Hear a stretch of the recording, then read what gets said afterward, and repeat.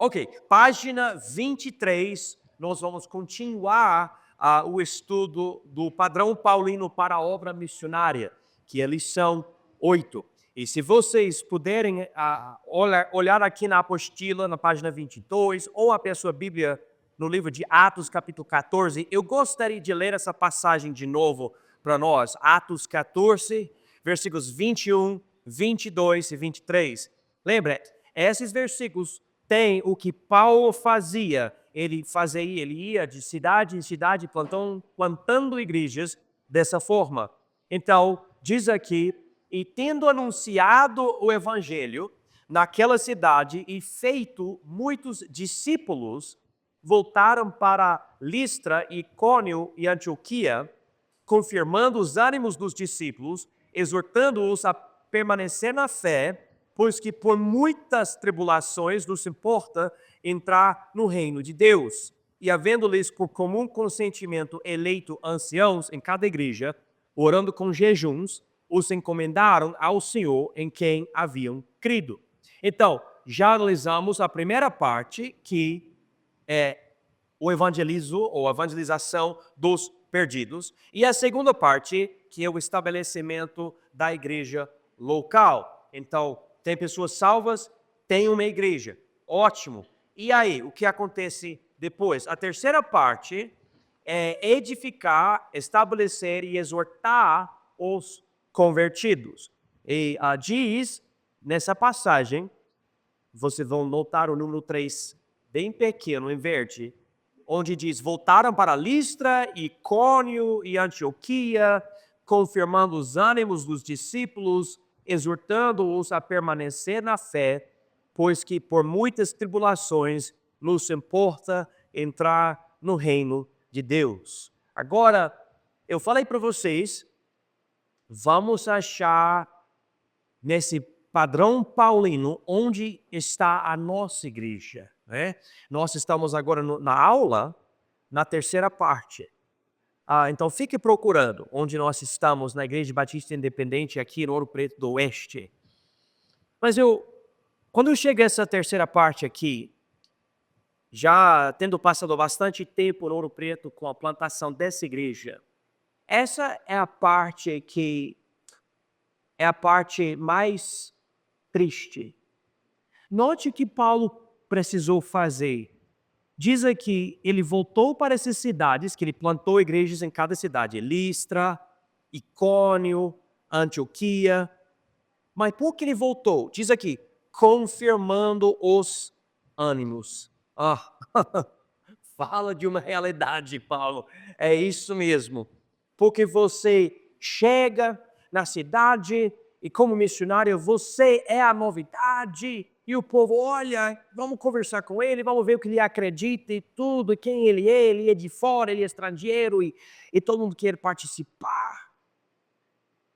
Eu me lembro, igrejas me convidando por aqui para eu pregar e tudo, eu lembro disso.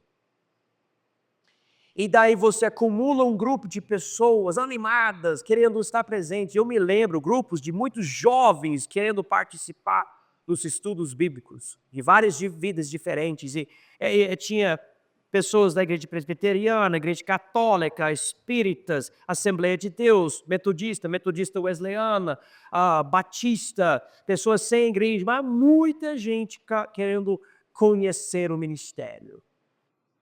E pessoas, às vezes, tendo a ideia, ele é americano, ele me dá acesso para os Estados Unidos. Né?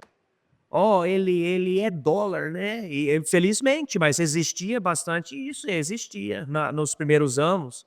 Né? Não, mas esse cara, ele vai me ensinar inglês, eu vou aprender a cultura. Tinha gente que achando que por passar uns momentos comigo já vai falar inglês. Coisas, né?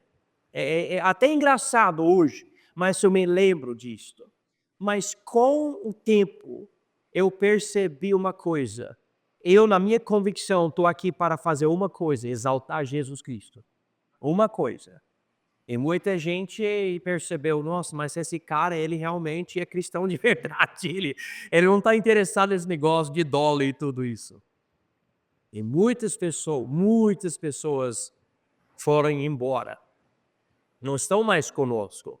Eu já fiz os cálculos. Se eu pudesse juntar todo mundo que já passou tempo conosco no nosso ministério, a nossa igreja teria mais do que 1.000 pessoas. 1.000 pessoas. Onde estão essas pessoas, né? Muitas estão em outras cidades, muitos não frequentam igreja nenhuma, muitas pessoas estão em outras igrejas, e algumas pessoas estão conosco. Eu me lembro de Jesus, ele pregava forte, ele tinha multidões seguindo ele. E um dia, em João 6, ele fala, vocês vão ter que comer a minha carne e beber o meu sangue. E o povo falou, isso, que palavra complicada, esquisita, não vou seguir mais esse cara. E a multidão foi embora. E Jesus só tinha os apóstolos, né? Ele olhou para eles e ele falou, vocês vão embora também? E Pedro falou, não, o Senhor tem as palavras da vida eterna. A gente não vai embora. E isso aconteceu com Paulo também. Ele percebeu, tem um grupo que vem, fica comigo. E daí muitos vão embora. As pessoas vão para a próxima coisa nova. Mas qual é a próxima oportunidade? Então Paulo percebeu, eu preciso confirmar os ânimos dos discípulos. E note, nessa confirmação, ele exorta, note aqui no versículo, diz, exortando-os a permanecer na fé, pois que por muitas tribulações nos importa entrar no reino de Deus. Em outras palavras, a vida cristã não é fácil. E muitos pregadores hoje em dia aproveitam o jeito errado do povo e falam coisas erradas. Não, segue Jesus e pela sua fé você vai ter prosperidade, você vai ter boa saúde, você vai encontrar seu cônjuge, tudo vai dar certo para você. E o próprio Paulo disse, não é isso não. Na verdade a vida fica complicada. Eu nem sei quantas vezes as pessoas já me falaram, pastor, na hora que eu recebi Jesus, toda a minha vida ficou uma bagunça. Só piorou. Só piorou. Exatamente. E é Jesus mesmo que falou. Ele falou, eu não trouxe paz, eu trouxe uma espada. Eu expliquei isso para uma jovem esses dias. Eu falei, na sua família você quer seguir Jesus, mas toda a sua família não tem o mesmo pensamento. Então você vai crescer em Cristo, mas agora há uma espada, porque você vai para um lado e a família vai para o outro lado. E você quer ganhar seus familiares para Cristo? E se não quiserem Jesus? E agora? Agora fica mais complicado. Então eu percebi no ministério que uma boa parte do meu ministério é chegar aqui no púlpito e pregar para exortar vocês, porque às vezes não é verdade, você chega aqui extremamente desanimado. É uma realidade. Você passa por coisas e às vezes a pessoa começa a faltar. E eu vou falar para vocês sinceramente e francamente, quando você falta, não é fácil para mim. Não é fácil. Que sabe, se vocês puderem entrar na mente do apóstolo, na mente de um missionário comigo, por favor. Você dedica a sua vida inteira para isto. Eu não tenho uma renda em outro lugar. Eu não tenho uma família em outro lugar. Eu não tenho um objetivo de alguma outra coisa. É isso. A minha obra é a sua vida. É isso. Então, eu imagino que Paulo percebeu, eu preciso confirmar os ânimos dos discípulos, porque chega qualquer coisa e já serve como desculpa. Não adianta essa vida cristã, seguir Jesus, ser fiel na igreja. É tudo difícil. Essas pessoas estão me perseguindo, essas pessoas não gostam mais de mim. E na verdade, de vez em quando eu quero beber um vinho, uma cervejinha. Eu não... E a pessoa fica assim, e Paulo vai, volta, batendo o cu. Não, Jesus é bom. E ele é mesmo. É como eu preguei ontem. Eu queria exortar, eu queria encorajar, falando de Cristo e o relacionamento com Deus que nós temos por meio de Cristo. Falando sobre tudo que Ele tem feito para nos ajudar e o que Ele faz mesmo e vai fazer. Mas existe essa necessidade, ele diz aqui, pois que por muitas tribulações nos importa entrar no reino de Deus. Eu conheço outros missionários e às vezes, depois de acontecer tanto isso, eu fico com receio. O missionário está plantando uma igreja e fala para mim, pastor, tem esse homem na minha igreja, está crescendo bastante, eu acho que ele vai ser o próximo pastor. E na hora que eu ouço uma coisa dessa, eu fico, algo ruim vai acontecer. O cara não vai continuar. E sabe o que acontece? Muitas vezes, a maior parte das vezes, a maioria das vezes, o cara que mostra a maior potencial é o cara que faz uma besteira e vai embora. É difícil. É difícil. Alguém fala para mim, pai, mas pastor, quem vai ficar no seu lugar? Quem vai ser o próximo pastor da Igreja Batista Independente? Eu não sei, eu não quero dizer que na hora de eu falar o nome, algo vai acontecer, né? Não é necessariamente desse jeito. É meio supersticioso. Mas existe esse receio, que você investe em alguém. Vamos dizer que tem um homem aqui, você vai investindo na vida dele, na família dele, no futuro dele. Você ensina teologia, você exorta. Você leva contigo para evangelizar, você ensina a pregar, você entrega muito para essa pessoa, para um dia a pessoa fala, do nada, não, eu não vou ficar europeu, eu vou embora. Eu não vou ficar na igreja de vocês, eu não sei, não é mais o que eu quero. Ou como acontece, eu já vi isso, o pastor missionário está investindo, e o cara vem aqui, ele prega, ele está aprendendo, o missionário, nossa, está dando certo, esse vai ser o próximo líder. E daí o cara vai para os Estados Unidos pelo México, e some. E o missionário, tudo. E não tem como ele voltar. Já era. E se ele voltar, eu não vou aceitar ele como pastor aqui. Vou fazer uma coisa dessa. Então o pastor vai do topo do monte para o zero, e não tem mais nada. Então estou falando aqui sobre algo que pode ser bom para o povo, porque o pastor está animado, está exortando, mas para o pastor muitas vezes é a coisa mais difícil e mais triste. Muitos anos eu estou tentando controlar mais as minhas emoções, mas muitas vezes tem sido assim para mim. Eu estou olhando para domingo. Domingo é domingo, né? Domingo é a hora de pregar, ver o povo, ver o que Deus está fazendo nas vidas. E eu prego, vejo Deus operando e tudo. E vem domingo à noite, tudo. E daí falta alguém, ou não vejo que eu preguei muito bem, sei lá. E na hora de tentar dormir, eu deito na minha cama com toda a ansiedade. Bem aqui, você sabe o que eu estou falando, a ansiedade, bem aqui. Eu fico assim, não conseguindo dormir. Pensa, por que tal fulano não chegou? Por que isso não deu certo? Por que ninguém respondeu para a mensagem? Por que isso? Por que aquilo? Porque eu já preguei, eu vou dar um exemplo que não acontece tanto hoje em dia, mas acontecia bastante no início. Eu pregando forte contra essa roupa não adequada e muita mulher mostrando 70% do corpo dela no culto. E eu prego, o povo eu vejo prestando atenção e essa mulher volta para o próximo culto com menos roupa ainda. E eu, esse tipo de coisa. Que isso? O pastor fala, vamos evangelizar, tem um horário marcado nos sábados, 16 horas. Vem aqui, é 1 hora só, faça, vai lá dar o folheto. E chega aqui, é somente a família do pastor. Não tem mais ninguém. Nossa família e os grilhos vão evangelizar. Né? Não tem mais ninguém. E às vezes o pastor, no passado pessoas me falavam, pastor, não vai quase ninguém para o culto na quarta, que era na quarta, agora quinta, né? Não é melhor cancelar e esperar a igreja crescer? E eu falei, não, eu não quero ir para trás, eu quero ir para frente. Então eu ficava exortando, vamos estar no culto no meio da semana, vamos no culto pela manhã, no domingo, e vamos para o estudo. Vamos.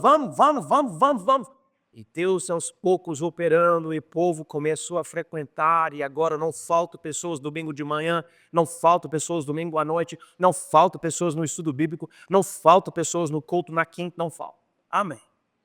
Deus deu crescimento para o núcleo. Claro, esse núcleo tem que se fortalecer mais, e ser mais, e fazer mais. Eu quero ver mais pessoas no evangelismo nos sábados, quero ver mais pessoas se envolvendo em várias outras partes do ministério. Eu quero mais pessoas pregando aqui, cantando aqui, tocando instrumentos aqui. Eu quero ver mais da nossa própria igreja essas coisas. Eu quero ver jovens mais animados, e adultos mais animados, e crianças mais animadas. Então, o que eu preciso fazer? Eu preciso confirmar os ânimos dos discípulos, exortando-os a permanecer na fé, pois que por muitas tribulações nos importa entrar no reino de Deus. Né? E é isso que eu preciso fazer. E às vezes alguém entra no pecado, às vezes a pessoa abandona a igreja, às vezes a pessoa vai para outra cidade, às vezes a desculpa é boa, às vezes a desculpa não é boa. Mas o sonho do missionário é plantar muitas igrejas e ver Jesus, o evangelho dele sendo espalhado. Por exemplo, não seria legal você me encontrar um dia lá no céu e eu falo para você, Deus me permitiu plantar 20 igrejas no Brasil. E você, 20 igrejas? Sim, 20 igrejas. Né? Mas quando você está na igreja e a igreja não vai para frente, eu estou aqui desde 2012, mesmo lugar. Você vê como isso pode desanimar o missionário? Pode desanimar. Mas eu sei que Paulo passou por isso, e por causa disso, ele colocou isso daqui. Ele tinha uma certa, vamos dizer, vantagem, que ele era solteiro, ele não tinha família. Então dava para ele se levantar, ir para outra cidade e voltar. É isso que ele fazia. Mas ele falou para os coríntios, mas se ele quisesse casar, ele poderia ter casado. Pedro era casado e ele fazia a obra do missionário também. Então, no meu caso, eu não vou ficar indo de cidade em cidade com a minha família, é muito difícil. As crianças precisam estudar e tudo. E minha esposa, coitada, imagina, cada lugar precisando começar do zero de novo. Não é legal. Então a gente está aqui, a gente está fazendo essa obra, querendo ver ela crescer. Daí isso nos leva para a quarta e última parte do padrão paulino. Vamos chegar aqui na página 23, número 4. Encomendar os convertidos ao Senhor. A passagem diz, e havendo-lhes por comum consentimento eleito anciãos em cada igreja, orando com jejuns, os encomendaram ao Senhor em quem haviam crido. Essa palavra encomendaram, irmãos, em inglês e em português, eu não entendi quando eu comecei a estudar essa passagem anos atrás. Falei, encomendar, eu não entendo o que isso quer dizer. Daí eu fiz uma pesquisa. E essa palavra quer dizer que os missionários confiaram ao Senhor em quem haviam crido. É a ideia de chegar ao ponto do mistério que o missionário, ele fala, ok, agora eu fiz o meu máximo, a igreja chegou a um nível de amadurecimento, tem uma liderança indígena, não precisa mais de mim, eu vou embora. Então, Deus, eu entrego a Igreja Batista Independente para o Senhor. Agora, essa igreja vai cuidar de si. Deixa eu ler essa parte aqui. Paulo entendia que sua missão de espalhar o evangelho exigia que as novas igrejas fossem cuidadas por líderes capacitados. Assim, auxiliava cada congregação na escolha de sua liderança oficial. A partir desse ponto, a função dele, dentro de cada igreja, transitava da autoridade pastoral para a influência missionária. Esse processo, marcado por oração e jejum, culminava no momento em que Paulo confiou ou encomendou cada igreja ao Senhor. Ele sabia que os novos crentes precisavam dos seguintes elementos essenciais para um desenvolvimento saudável. Número 1, salvação. Número 2, o Espírito Santo. Número 3, uma compreensão sólida do Evangelho. E número 4, uma liderança estabelecida e reconhecida mutuamente. Então, nessa quarta parte do padrão paulino da obra missionária, Paulo falou, chegou a hora de escolher a liderança dessa igreja dos homens, dos anciãos da igreja. E não é somente essa passagem, mas tem outras passagens. A ideia é, vamos dizer que eu, como o missionário, eu reconheço 5 homens capacitados. Tem o Espírito Santo de Deus operando neles, eles estão falando corretamente, vivendo corretamente, de acordo com a Bíblia, querendo servir a Deus, querendo ganhar almas a Cristo. E eu falo para os irmãos, é a hora de escolher mais liderança na nossa igreja, mais liderança oficial. Tem esses homens aqui. Precisamos escolher especificamente um que pode ser o pastor da nossa igreja aqui, né? O próximo pastor. Eu sou pastor, mas só porque eu sou o missionário. Então, a igreja, por votação, escolhe um homem para ser o pastor. E daí ele passa pelo processo de ser ordenado e a igreja aceita ele como o próximo pastor da igreja. Quando chegar esse ponto de ter o pastor, ele fica instalado como pastor, e daí eu, como missionário, eu entrego a autoridade pastoral que eu tinha. E há uma transição para somente eu ter aqui influência missionária.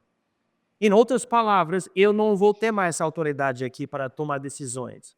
Vai depender do pastor e da congregação, não mais de mim. Agora, quando Deus me levar e eu vou para outro lugar, eu volto para cá, se eu percebo que vocês querem isso, eu volto para pregar, para encorajar, para animar e tudo, ou se vocês me convidaram. Mas vocês vão ter toda a autoridade para falar, pastor, a gente não gosta mais do senhor, tchau, não volta mais. Porque não é mais a minha igreja. Eu encomendei a igreja para o Senhor. Vocês vão ter a Bíblia, vocês vão ter o Espírito Santo, vocês vão ter uma organização e vocês vão ter ensinos bíblicos já aprendidos e vocês vão ter um líder para continuar o ministério na minha ausência. Agora, eu tenho uma pergunta para vocês. Onde vocês acreditam que a nossa igreja está nessa lição 8? Na primeira parte, evangelizar os perdidos. Número 2, estabelecer a igreja local. Número 3, edificar, estabelecer e exortar os convertidos. Ou número 4, encomendar os convertidos ao Senhor. O que vocês acham? Onde nós estamos aqui na Igreja Batista Independente? 1, 2 ou 3 ou 4?